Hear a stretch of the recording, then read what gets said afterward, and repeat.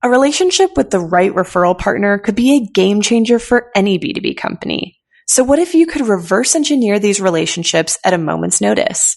Start a podcast, invite potential referral partners to be guests on your show, and grow your referral network faster than ever.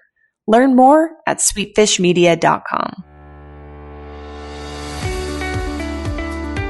You're listening to the B2B Growth Show, a podcast dedicated to helping B2B executives achieve explosive growth. Whether you're looking for techniques and strategies or tools and resources, you've come to the right place. I'm James Carberry. And I'm Jonathan Green. Let's get into the show. Welcome back to the B2B Growth Show. We are here today with Christopher Engman. He is the CRO and CMO of Climeon. Christopher, how are you doing today? I'm doing really great. Thank you, James. So Christopher, I'm really excited to chat with you today. You're actually speaking at the Gartner Marketing Conference coming up in a few weeks in May, and you also built Vendamore in a former life before joining Climeon. And so there's so many things that I'm excited to dive in with you on, but you're talking about these mega deals a lot lately. I found you on LinkedIn talking about them. You're going to be talking about them at the Gartner Marketing Conference. You executed these deals for clients at Vendamore and now in your current role at Climeon. And so I'd love for you to tell us a little bit about what is Climeon, what are you doing there, and then I'd like to get into a little bit of your background with Vendamore as well. Great, thank you, James. So Climeon is a young company, fast growing. We're ramping up revenues pretty fast for the moment, and we're the world leader in converting low temperature waste heat around boiling point into electricity, which is something we do for steel companies. For Virgin Voyages, for example, with Richard Branson. We do it with cement companies and also with power companies and geothermal companies. So if you know, you probably have a car, less than 20% of the energy content of the gasoline becomes moving from A to B. The rest is waste heat. And that's despite having an area where there's been people working on it for ages. I'm improving engines. That's not something people started to do yesterday. Yeah. Is it pretty? And despite this, most engines in the world and processes which involve a lot of energy, you actually tend to have more than 50% wasted as heat. If you look at a big factory, you see a lot of steam everywhere. That's heat. Okay. So a big steel company, for example, a big steel plant, not a company is much bigger, but a steel plant, a single steel plant, can supply 10 to 20,000 villas with electricity 24/7, which is crazy. I mean, there's so much energy wasted as heat, and that's what we take care of, and we sell in the States, in Japan, in Europe, Africa, Middle East, and a bit everywhere. It's a very exciting area. That's incredible, and it's like what a massive problem to be solving. So that's super exciting. And Christopher, leading up to Climeon, you actually spent the last 10 years building a company called Vendamore, where you were executing ABM for your clients. Can you talk to us a little bit about that?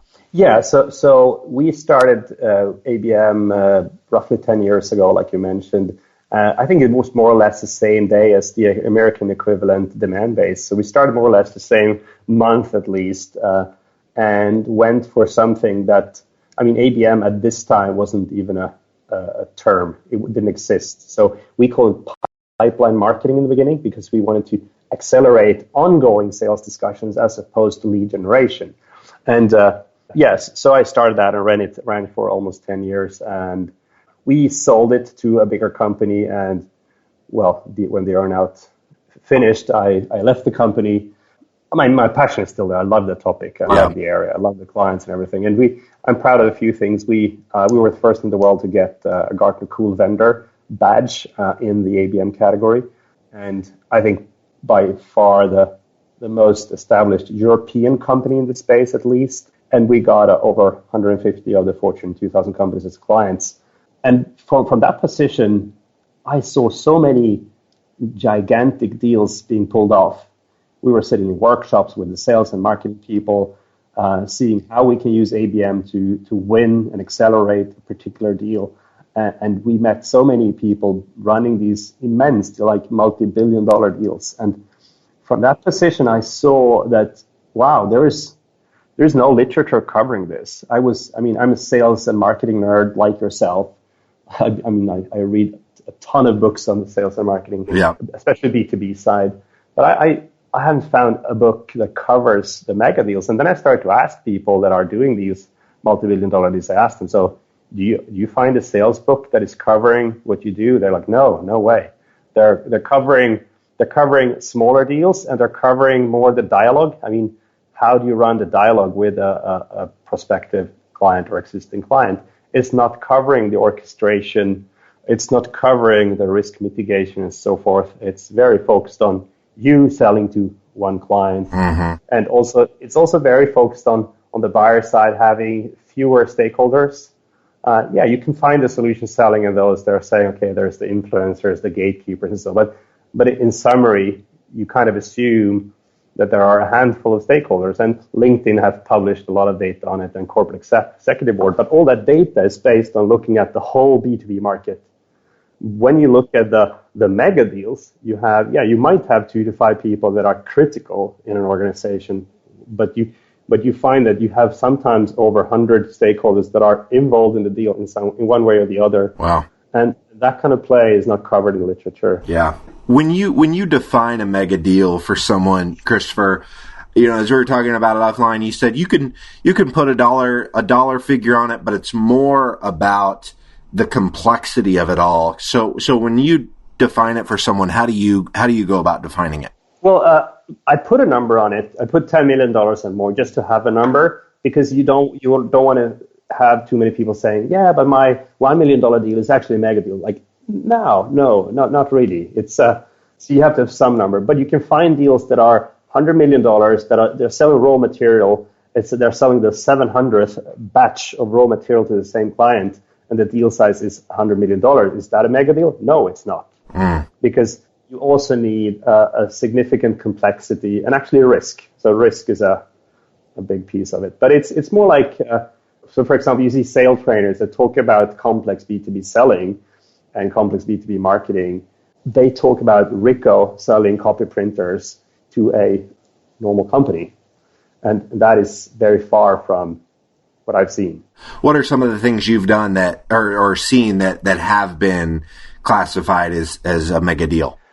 So, for example, a company like from my home country, Ericsson, when they sell a telecom operator platform for several $1 billion to someone like the American big telecom operators, that's definitely a mega deal.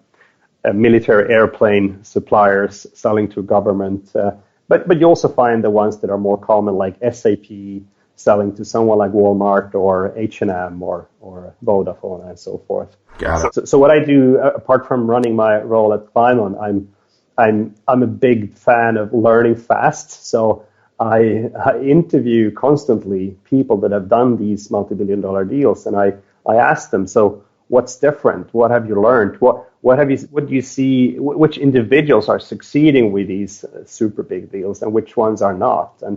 And try to find out what is the difference and what can you learn from it. So together with Johan, another friend of mine, another sales and marketing nerd, we have created a framework for mega deals that consists of 7 points. Okay. And I can mention a few of them. And some of these points you could say, well, they exist in every deal. Yes, they do. But a point like risk mitigation, and how to handle risk is a huge thing when you sell something of a tremendously high value. Like banks are involved. Sometimes governments are involved in just handling the transactions and guaranteeing the transactions. You have a whole complexity in how a sign-off is done. It's not just okay, we've signed off the delivery with DHL. It's a very big thing. I mean, we don't have time to deep dive into it, but the whole risk mitigation is huge. And also another point that is definitely the second biggest, and where there's a huge difference, is achieving consensus. If you're failing to achieve consensus when trying to pull off a mega deal, I mean consensus in the buying organization, you're not going to sell. It's very similar to change management, actually. Mega deals and change management, have many similarities. So, and as you know, I mean, as most people know, to manage a change, even if you're an internal person, is really hard. You need to get all the ducks in line. You need to have people committed to the change. They need to understand the burning platform and so forth. Christopher, you said, so, there's the stat running around that I've seen several times. It says something like, today's B2B environment, there are 5 to 7 decision makers involved in a purchase decision. But with mega deals, is that more like, hundreds of? Yeah, no, it's more like 50 to a few hundred. So my criticism to that number is, there are a lot of credible players that are publishing a number similar to that.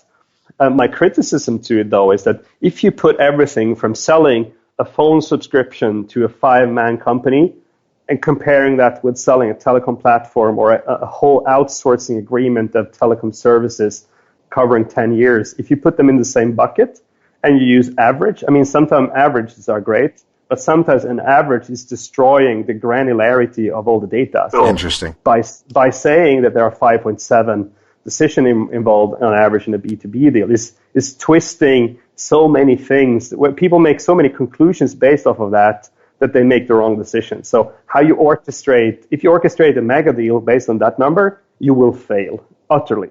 Got it. And so as far as the amount of time involved, Christopher, in closing a mega deal, is there some sort of baseline? Do these typically take, 2 to 5 years to close? Is this, what kind of time frame are you looking at? It's very rarely under a year. So there are a few things that are, since it's so much money involved, typically you need to have a super tight alignment to these groups that you're trying to sell to, this group or company, their top corporate goals. Or sometimes you even need to nail it into one of their key initiatives. As you know, big companies, they have like 3 to 5 key initiatives per year or per 2-year period. And you need to nail one of those at least. Otherwise, there are not funds enough to pay the mega deals. Or you need to be so good at orchestrating the mega deal that you are a part of creating a key initiative. So, and until the key initiative is set up, there are so many wheels that are turning that it actually takes a lot of time. Even if it could appear as an obvious deal very early on, it's still a lot of wheels turning. Talk to us a little bit more about this idea of the orchestration of the deal. What do you mean when you say that phrase? Yeah, I'm a big fan of sales methods like challenger sales, spin, prediction selling, solution selling, value-based selling, customer-centric selling, and so forth. But they're great. I actually love all of them. And I try to do the cherry picking. I take the best of when I do it myself. But they're very focused on the dialogue. Like, let's say you are the client and I'm the seller. It's very focused on how should I run the dialogue with you to get you convinced and eventually buy. It's not covering how do you run the sales there are no mega deals that are run by a single person. They're run by a sales team that is focusing on that account. So how do you organize that? Who is doing what? Who is approaching the top management? Who is approaching the low levels? Who is in which order? Like, for example, if you take, I give an example. If you look at people speaking about generic lead generation practices, they are very focused on a numbers game where you can have, I have 1,000 prospects. I create a funnel. I have a hit rate of 5%. And then I get so many meetings and so many proposals and so forth. You cannot approach a mega deal at all like that. You need to think, I need to have a 70% hit rate. For example, when I do the lead generation, I need to have a 70% hit rate of getting the meeting. I can't do it 5%. Yeah. So for example, let's say that you are the most important person and you are on semi-high level, or obviously you're on the highest level, of course. So then I would orchestrate a lot of calls to people further down in the organization to really build the case. Because with them, you have the time to build your knowledge base about that account. You also need to study the annual report in depth. You need to look at the key people. You need to map out the key people and see what are they writing about in social media and so forth. So you need to monitor the account for a while, and you need to build knowledge by making calls and emails and so forth to people way down in the organization, because they're typically not approached by salespeople. Yeah. So you talk to them and you get so much information, and you can have like 10, 15 minutes calls with them. And eventually you sit there with a case, and then I approach you. And what I've done with you and your peers, I've been exposing you to, from Demandbase or Vendormore or someone else, I've been exposing you to online messages that are really tailored to your account, or at least to your industry. So once I reach out, I am fully backed with information. I am already a brand. So when you respond through email or in-mail or the phone, I mean, probably I can't reach you directly. I have to go through a secretary of some sort. Mm-hmm. But it's kind of you build up. It's a bit like dating. I had a seminar once. It was like comparing dating with, the twist was social selling, but it could have been mega deals. Like, if you want to really marry a girl, you don't confront them and say, "Hi, Denise, can I go for dinner with you?" You need to enter her world in a subtle way, and you need to have people. I mean, if you care about the hit rate, yeah. If you really want her, you need to approach it in a different way. So it's very similar to how you deal with mega deals. So the framework, the orchestration is on top of the method. So what Johan and I say is that, well, we're not excluding challenger sales, spin, and those. We're saying you can still use those, but you need to find a way to orchestrate whatever dialogue methods you're using. Yeah. You need to orchestrate it. And then in parallel with the sales methods, you need to have a variety of ABM methods, not just the display advertising, but you need to do ABM through emails and letters even, and lunch and learn sessions in the customer's offices and so forth.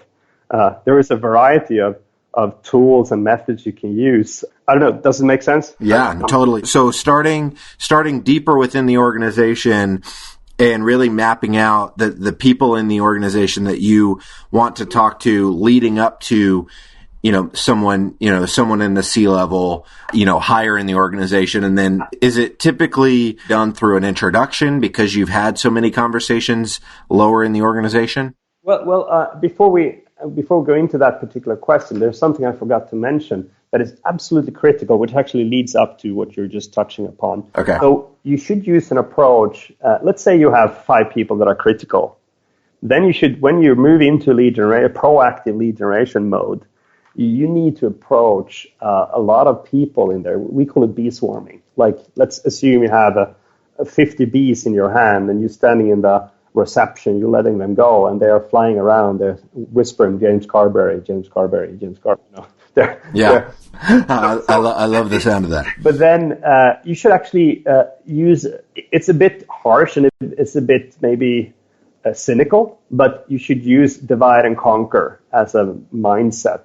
What typically people tend to do is to say, okay, I've spoken to James Carberry, and now I meet you, Nick. The 3 of us should have a meeting. No, keep them apart. In big organizations, internal politics, it's such a big deal. Yeah. Internal politics, and you can actually play on the internal politics by keeping them apart. So what happens is that they start to compete in a way about your attention. So that they want to be the one leading the initiative. So all of a sudden you have them competing, but if you put them too early in the same room, it's enough that 2 out of 7 people say, well, I'm hesitant about this.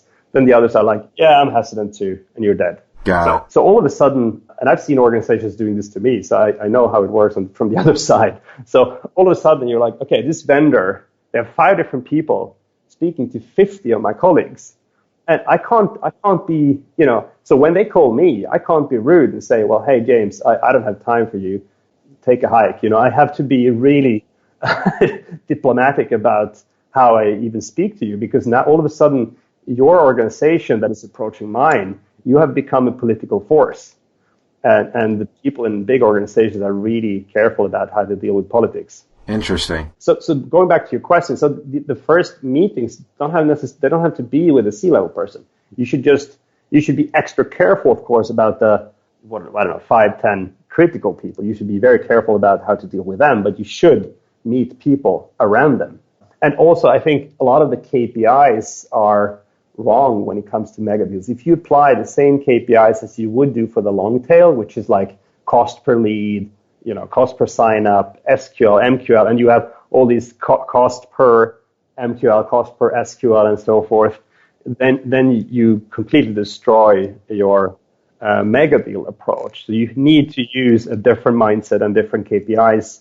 And typically, another thing we've seen, which is interesting, you see almost no gigantic company that doesn't have a very critical part of their revenue from the mega deals.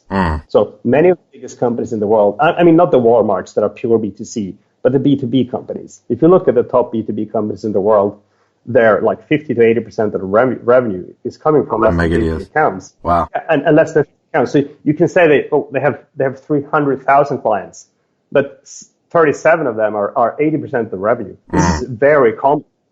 So if you're not good at mega deals, you cannot build a big company. That's interesting. It's a bit self-serving to say that. I know that, but it's kind of one of the things. No, I mean, yeah, it is what it is. Christopher, this has been fantastic. You have covered a ton here, and I think really shed light on a topic that I know we've never talked about on this show. And given the fact that there's no literature on this anywhere, I'm sure a lot of the people listening to this have not heard, a lot of what we've talked about today. So if there's somebody listening, they want to stay connected with you, Christopher, or, they want to learn more about, the different projects that you're working on, Climeon, what's the best way for them to go about doing both of those things?